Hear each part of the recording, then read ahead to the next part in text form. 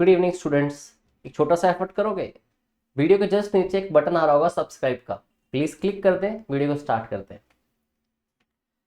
I hope कर दिया होगा अब तक तो आपने।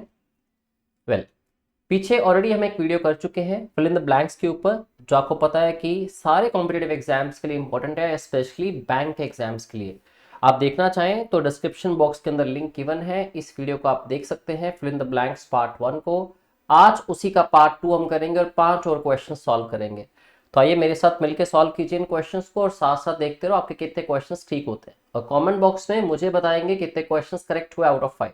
ओके, तो क्वेश्चन नंबर 1 to 5 हम कर चुके हैं, 6 to 10 आज इस वीडियो में डिस्कस करेंगे। तो चलिए शुरू करें। सबसे पहला sentence fill in the blanks, इसमें दो हैं। कैप्रिकॉन्स कैप्रिकॉन जिनकी राशि होती है Capricorn, Capricorns are dash in nature but are loyal and dash of their loved ones. एक चीज क्लियर होती है कि यहां पे लिखा है but are loyal and dash, तो लॉयल क्या है, एक पॉजिटिव वर्ड है, तो यहाँ पे एंड के बाद भी कैसा एडजेक्टिव आना चाहिए, पॉजिटिव ही आना चाहिए। और ये भी पता है आपको कि लॉयल एडजेक्टिव है, तो एंड के बाद भी एडजेक्टिव ही आएगा। एक चीज श्योर यहां से होती है। दूसरा, Capricorns are dash in nature, तो नेचर में कैसे होते हैं, तो ये भी एडजेक्टिव ही बता पाएगा, क्योंकि डिस्क्रिप्शन किसी भी नाउन प्रोनाउन की कि वो कैसा है, नेचर में कैसा है, दिखने में कैसा है, वो एडजेक्टिव सी डिस्क्राइब करते हैं। तो चलिए देखते हैं कौन कौन से वर्ड्स एडजेक्टिव्स हैं, कौन से नहीं हैं। ठीक है, Capricorns are assisting, assistant adjective हो सकता है, प्रेजेंट पार्टिसिपल। असिस्टिंग मतलब हेल्पिंग, असिस्ट करना मतलब हेल्प करना, असिस्टिंग होते हैं, हेल्पिंग होते हैं।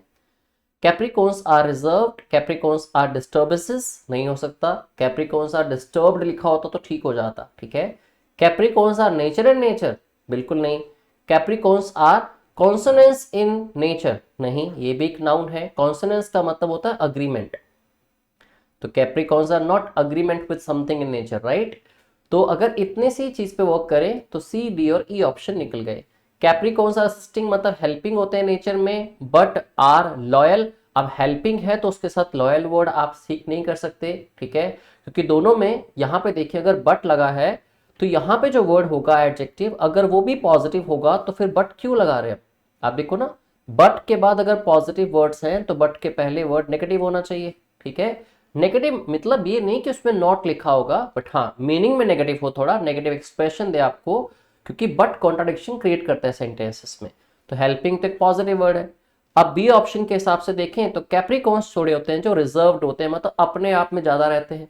ठीक है, reserved in nature but reserve जरूर होते हैं नेचर में, लेकिन लॉयल होते हैं और साथ ही साथ सिंपेथेटिक होते हैं ऑफ देयर लव्ड वंस, कि उन पे सिंपेथाइज करना मतलब वो जितने भी लोग उनके आसपास के होते हैं, जितने भी उनके रिलेशन में हैं, फ्रेंड्स हैं, सर्कल में हैं, वो उनकी सिचुएशन अगर बुरी चल रही है तो उनके लिए सिंपैथी रखते हैं, उनकी हेल्प करने की इच्छा रखते हैं। ठीक है, तो इस तरह से ऑप्शन बी इसका करेक्ट आंसर होगा। Capricorns are reserved in nature, और ऐसा नहीं कि आपको सारी के सारे खोल के राशियां जितनी भी होती हैं, जितने भी जोडिएक साइन है, आपको देखना है किसकी क्या क्वालिटीज होती है, ताकि मैं इन क्वेश्चंस को इजीली कर पाऊँ, ऐसी जरूरत नहीं होगी आपको। ग्रामेटिकल कॉन्सेप्ट और कॉन्टेक्चुअल कॉन्सेप्ट के साथ इन क्वेश्चंस को बड़ा इजीली आप सॉल्व कर सकते हो। ठीक है, तो 6 का आंसर होगा option B, which is very easy. Next question देखिए, question number 7। Organic delusional syndrome, जिसको ओडीएसपी कहते हैं हम, इज अ टर्म, वो एक टर्म है, यूज की जाती है किस चीज के लिए, used for dash to a mental disorder, एक मेंटल डिसऑर्डर की टर्म है। हम साइंस में बहुत ज्यादा नहीं जाएंगे, ना ही मुझे बहुत ज्यादा इस डिसीज के बारे में आइडिया है, बट हम इंग्लिश के क्वेश्चन तो सॉल्व कर ही सकते हैं, राइट। तो एक टर्म है जिसको यूज किया जाता है फॉर व्हाट। अब इतना पता है कि अगर फोर लिखा है तो फोर के बाद अगर वर्ब आएगी तो वर्ब क्या होगी, वर्ब की आईएनजी फॉर्म होगी। ठीक है, जिसको हम लोग वैसे क्या बुलाते हैं, जेरंड बुलाते हैं। ठीक है, तो used for editing, used for determining, used for referring, used for ratifications, या यूज्ड फॉर केओस। ठीक है, तो एक टर्म को यूज किया जाता है केओस के लिए, बिल्कुल गलत हो जाएगा, क्योंकि केओस का मतलब क्या होता है, सॉर्ट ऑफ डिसऑर्डर या कंफ्यूजन। रेटिफिकेशंस का मतलब क्या होता है, रेटिफिकेशंस क्यों गलत होगा इसमें, रेटिफिकेशंस का मतलब होता है किसी भी चीज की उसको इंश्योर करना। ठीक है, बाय गिविंग वोट्स, एक प्रोसेस होता है वोट्स के through, by giving a vote किसी भी चीज को इंश्योर करना या फिर उसको कंफर्म करना, कंफर्मेशन के एक्ट को थ्रू एक वोट रेटिफिकेशन कहा जाता है। ठीक है, तो ऑर्गेनिक डिल्यूशनल जो सिंड्रोम है वो एक टर्म है जो रेफर करने के लिए यूज की जाती है या डिटर्मिन करने के लिए यूज की जाए या फिर एडिट करने के लिए यूज की जाए। आप टर्म को तो किस चीज को एडिट करने के लिए यूज नहीं कर सकते आप, ठीक है। डिटर्मिनिंग और रेफरिंग में से क्या आंसर होगा, रेफरिंग, ठीक है। तो डिटर्मिन वैसे भी क्या होता है, डिटर्मिन करना मतलब किसी चीज पे परसिस्टेंटली वर्क करना या फिर किसी चीज को फाइनलाइज करना कि मैं इस चीज को करूंगा ही करूंगा, ठीक है। तो टर्म तो डिटर्मिन नहीं कर सकती किस चीज को, ठीक है। तो this term is used for referring to a mental disorder caused by interesting disease. Interesting का मतलब क्या होता है, something that is a part of something, ठीक है, जिसको आप बेसिक कह सकते हो। Basic disease that dash persistent और रिकरेंट इरेशनल बिलीफ्स, जो डैश करती है। अब वैसे भी यहां देखें, अगर आप डिस्प्यूट लिखा है डिटर्मिन के साथ, अगर आप फर्स्ट वो डिटर्मिन चूज भी करते हैं, आप 50-50 हैं, आपको क्लियरली ये नहीं पता कि आंसर हो सकता है, तो रेफरिंग के साथ इंक्लूड्स लिखा है और यहाँ पे लिखा है डिस्प्यूट। वैसे भी अब यहाँ पे क्योंकि बात हुई एक मेंटल डिसऑर्डर की, अब मेंटल डिसऑर्डर आपके सेंटेंस का यहाँ पे सब्जेक्ट बनता है अगर, तो ये कैसा सब्जेक्ट है स्टूडेंट्स, सिंगुलर है। अगर इसके साथ वर्ब आएगी तो कैसी आएगी, सिंगुलर ही आएगी, और हर सिंगुलर वर्ब के साथ एस और एस लिखा होता है। अब डिस्प्यूट में एस नहीं है, इंक्लूड्स में एस है। ग्रामेटिकली भी गलत हो गया और कॉन्टेक्चुअली तो गलत है ही कि कोज किया जाता है जिसको इंटरेस्टिंग डिसीज के साथ, the disease that dispute, disease थोड़ी डिस्प्यूट करेगी, राइट। डिसीज दैट इंक्लूड्स, जिसके अंदर परसिस्टेंट मतलब कांस्टेंट या रिकरेंट कह लो, जो पीरियोडिकली बार बार रिपीटेडली होते हैं, इरेशनल बिलीव्स। तो आंसर में आएगा रेफरिंग एंड इंक्लूड्स। ग्रामेटिकली और कॉन्टेक्चुअली दोनों तरह से चेक करोगे तो आंसर यही बनेगा आपका ऑप्शन सी, ठीक है जी। नेक्स्ट क्वेश्चन करते हैं। इसमें आया the human rights council had dash a draft of people rights charter with the ministry and. अब एंड से पहले वाले सेंटेंस को पढ़ें तो देखते हैं कौन से वर्ड ठीक हो सकते हैं और कौन से वर्ड डेफिनेटली एलिमिनेट होंगे। तो आप हमेशा इस प्रोसेस को अप्लाई कीजिए। First try to eliminate the words which seem totally incorrect to you, ठीक है, क्योंकि एक सेंस आपको आती है कॉन्टेक्चुअली ग्रामेटिकली कि ये वर्ड तो डेफिनेटली नहीं हो सकता। ऐसा करने से क्या होता है, आपकी 5 ऑप्शंस कम होकर 4, 3 या 2 पे आ सकती हैं। तो एफर्टलेसली इस चीज पे आप काम कर पाएंगे लास्ट में 2 या 3 ऑप्शंस में से एक ऑप्शन को फाइनलाइज करने के लिए। So human rights council had dash a draft. तो ये काउंसिल ने हैड डैश, इतना पता है कि हैड के साथ यहाँ पे वर्ब की थर्ड फॉर्म आएगी, ये वर्ब हो गई, एक ड्राफ्ट ऑब्जेक्ट हो गया, ठीक है। तो वर्ब की थर्ड फॉर्म्स कहाँ पे हैं देखें, had shared a draft of people, had determined a draft of people, had attracted a draft of people, had explained a draft of people, had proof। चलो ये गलत हो गया, ग्रामेटिकली ये गलत हुआ, ठीक है। बाकी सारी वर्ब की थर्ड फॉर्म्स है। अब कॉन्टेक्चुअल सेंस पे चलते हैं, ठीक है। तो right, council had shared a draft of people rights charter with. तो किसके साथ शेयर किया, आप विद प्रेपोजिशन को साथ में लेके चलिए। तो शेयर्ड विद समवन हो सकता है, ठीक है। शेयर किसके साथ किया, shared with the ministry. Determined with the ministry cannot be correct, ठीक है। Attracted with the ministry cannot be correct. Explained with the ministry not be correct, क्योंकि explained कहते हैं आप तो सीधा कहेंगे explained to the ministry। अगर आप prepositions की हेल्प लें तो किसको आप explain कर रहे हैं, जैसे मैं कहूं I explained the incident। अब किसको explain किया मैंने incident, to my friends। अब यहां पे क्या लिखा था, विद द मिनिस्ट्री, ठीक है, तो एक्सप्लेन वर्ड नहीं आ सकता। तो शेयर किया मिनिस्ट्री के साथ।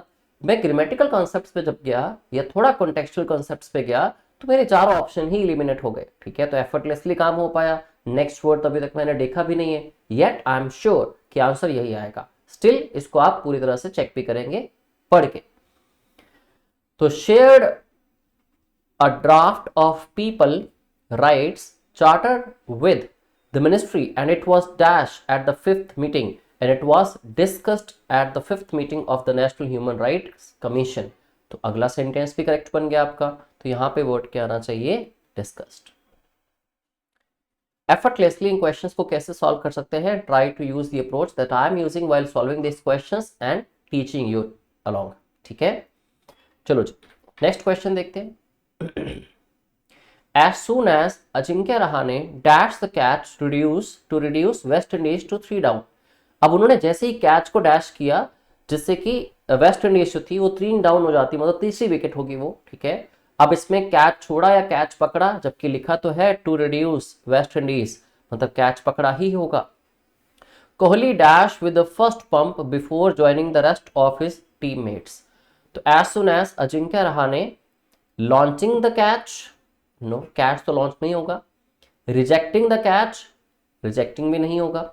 रिटायर करना कैच को नहीं होगा। ग्रैब द कैच हो सकता है। लीव द कैच अगर मैं कहूं, अगर ये प्रेजेंट में सेंटेंस है भी तो लीव का फिफ्थ फॉर्म होना चाहिए एज फॉर यस वाला लीव्स, क्योंकि आपके सेंटेंस का सब्जेक्ट है अजिंक्य रहाणे, जो कि कैसे सब्जेक्ट है, सिंगुलर नाउन है। तो सिंगुलर नाउन के साथ प्रेजेंट में अगर वर्ब लगानी हो तो that has to have S और यस आफ्टर इट, राइट। तो इसके बाद आना चाहिए था लीव्स, अगर कैच छोड़ा ही है उन्होंने। अगर कैच छोड़ा है तो Kohli dash with the first pump, ठीक है, जब उन्होंने बाकी टीममेट्स को ज्वाइन किया। ज्वाइन भी कब करेंगे लोग, जब कैच हो जाएगा ना। कैच नहीं हुआ तो कहाँ टीम मेंबर्स आप आपस में ज्वाइन करते हैं, सेलिब्रेशन के टाइम पे करते हैं जब कोई विकेट जाती है, राइट। तो लीव भी गलत हो गया ग्रामेटिकली देखें तो, ठीक है। और बाकी वर्ड्स कॉन्टेक्चुअली गलत हुए। तो as soon as Ajinkya Rahane grabbed catch, जैसे उन्होंने कैच पकड़ा to reduce West Indies to 3 down, ठीक है, उनको 3 विकेट डाउन करने के लिए, Kohli celebrated with the first pump, Kohli ने सबसे पहले सेलिब्रेट किया बाकी के टीममेट्स को भी ज्वाइन करने से, ठीक है। तो आंसर आ गया ऑप्शन डी, जिसमें फर्स्ट वर्ड होगा ग्रैब्ड और सेकेंड वर्ड होगा celebrated. I hope you understood the answer. Next question is India reestablished a dash presence. अब ये पिछली वीडियो में भी मैंने आपको समझाया था कि अगर इस तरह से लिखा है, ए गिवन है या एन गिवन है या आर्टिकल द गिवन है, उसके बाद 2 ब्लैंक स्पेस आपको मिलते हैं, तो यहां पे होगा जो एक एडजेक्टिव और यहां पे होगा एक नाउन। अब 2 चीजें तो मिल गई आपको, ए भी मिल गया और लास्ट में प्रेजेंस भी मिल गया। इट मीन्स यहां पे होना चाहिए एक एडजेक्टिव, ठीक है। तो India reestablished a dash presence in Syria from where it dash, जहां से इसने क्या किया, it dash all its official following the terrorist take over last year. यहां पर टेक ओवर की जगह आना चाहिए टुक ओवर, पास्ट है क्योंकि। तो जो टेररिस्ट ले गए थे पिछले साल, तो उसको क्या किया उन्होंने, वापस ले आए, क्या किया, let us see. India reestablished a diplomatic presence, diplomatic एक एडजेक्टिव है, बाकी हम सारे ऑप्शन देख लेते हैं। अ बेनिफिट्स प्रेजेंस, बेनिफिशियल होता तो मैं मानता, क्योंकि बेनिफिशियल एडजेक्टिव है, बेनिफिट्स थोड़ी एडजेक्टिव है, मुझे तो एडजेक्टिव चाहिए, that I am sure of, ठीक है। अब रेमिफिकेशंस, रेमिफिकेशन भी क्या होता है, एक अग्रीमेंट होता है, रेमिफिकेशंस भी नाउन है। बिगिनिंग प्रेजेंस नहीं हो सकता, बिगिनिंग तो खुद से एक नाउन है, जेरेंट है। कॉन्करेंस, ठीक है, अब कॉन्करेंस भी नहीं हो सकता, कॉन्करेंस का मतलब होता है एक अग्रीमेंट, ठीक है। तो ऑप्शन ई भी निकल गया, क्योंकि सारे ही सारे नाउन्स थे, एडजेक्टिव तो कोई है नहीं इसमें से। अब जो वर्ड मेरे पास द ओनली वर्ड डिप्लोमेटिक बचता है, उसके साथ में सेंटेंस को पढ़ के भी देखता हूं क्या मेरा सेंटेंस करेक्ट होगा कॉन्टेक्चुअली और ग्रामेटिकली। तो India reestablished a diplomatic presence in Syria from where it withdrew all its official following the terrorist took over last year. अब ये भी देखा आपने कि यहाँ पे क्योंकि बात पास्ट की हो रही थी, तो विदड्रॉ की सेकेंड फॉर्म विड्रियो लगी है, जो कि ग्रामेटिकली बिल्कुल करेक्ट है। और जो टेररिस्ट ले गए थे उसको उन्होंने विदड्रॉ किया, सेंटेंस कॉन्टेक्चुअली भी करेक्ट है। और डिप्लोमेटिक यहाँ पे एक ओनली एडजेक्टिव था, और मुझे पता है कि यहाँ पे एडजेक्टिव ही आना चाहिए। इस पैटर्न को स्टूडेंट्स याद रख लो, माइंड में फिट कर लो, जब भी इस तरह फिल इन द ब्लैंक का क्वेश्चन आए या क्लोज टेस्ट का आपके पास क्वेश्चन आए, तो अगर इस तरह से आर्टिकल हम बात करते हैं जब आर्टिकल की, तो 3 होते हैं, ठीक है। 2 होते हैं इनडेफिनिट, एक होता है डेफिनेट। ए और एन होते हैं इनडेफिनेट आर्टिकल, द होता है डेफिनेट आर्टिकल, ठीक है। आर्टिकल्स आते कब हैं, जब साथ कोई नाउन पड़ा हो, तो नाउन के पहले आते हैं आर्टिकल्स। अब अगर नाउन को स्पेसिफाई किया गया तो एक एडजेक्टिव से किया जाएगा, उसको डिस्क्राइब किया जाएगा। एडजेक्टिव नाउन से पहले प्लेस ले लेता है, ठीक है। तो एक पैटर्न बन जाता है कि जब भी लिखा हो ए, एन या फिर द, उसके बाद अगर एक वर्ड हो तो वो नाउन होगा, लेकिन 2 वर्ड्स होंगे तो ये होगा नाउन, और उस नाउन को डिस्क्राइब करने के लिए यहां पे लगाया जाएगा एडजेक्टिव। और इसी एडजेक्टिव की साउंड से ही आप क्लियर करेंगे कि वाउल साउंड है तो ए एन आना चाहिए, कॉन्सोनेंट साउंड है तो ए आना चाहिए, ठीक है। जैसे कि एन इनक्रेडिबल मूवी, तो यहां पे मूवी नाउन से हमने साउंड नहीं कैप्चर करनी, हमने करनी है एडजेक्टिव से। इनक्रेडिबल क्या है, वाउल साउंड है, ठीक है, तो उसके आगे हमने एन लगा दिया, जबकि ये आया मूवी के लिए था, ठीक है। वैसे ही a smart boy consonant sound थी, जबकि ए आया बॉय नाउन के लिए है, लेकिन स्मार्ट की साउंड के अकॉर्डिंग आप ए लगाएंगे। ठीक है, तो विद ऑल दीज फैक्ट्स हमारा आंसर आ जाएगा जी ऑप्शन ए, क्वेश्चन नंबर 10 का। वेल आज की वीडियो में यही 5 क्वेश्चंस हमने डिस्कस करने थे, जो कि हम कर चुके हैं। और इसी तरह नेक्स्ट क्वेश्चंस जो 11 to 15 होंगे वो भी आपको नेक्स्ट वीडियो में देखने को मिलेंगे। इन क्वेश्चंस की अच्छे से प्रैक्टिस करते रहिए। अगर आप अपकमिंग एग्जाम एसपीए क्लरिकल या एसपीए पीओ की प्रिपरेशन कर रहे हैं, या फिर अगर आप अगले साल के एग्जाम्स भी टारगेट कर रहे हैं आईबीपीएस के पीओ या पीओ या क्लर्क के, या फिर आईबीपीएस का आरआरबी या आरआरबी पीओ हो चाहे क्लर्क हो, जितने बैंकिंग एग्जाम्स हैं, जितने इंश्योरेंस कंपनी के एग्जाम्स हैं, उन सारे एग्जाम्स में ही आपको इस तरह के क्वेश्चंस पूछे जाते हैं रिपीटेडली। और इन क्वेश्चंस को आपको किस तरह से 100% एक्यूरेसी से करना है, इन चीज़ों को यूज़ कीजिए, इन ट्रिक्स को यूज़ कीजिए और इन मेथड्स को थोड़ा स्ट्रॉन्ग कर लीजिए। क्योंकि मैं कई बार स्टूडेंट से सुनता हूँ कि जी ग्रामर पढ़ लिया हमने, ग्रामर के तो स्पोर्टिंग एरर के क्वेश्चन आएंगे 2 4 5, उसमें ही काम आएगी, बाकी क्वेश्चंस कैसे होंगे।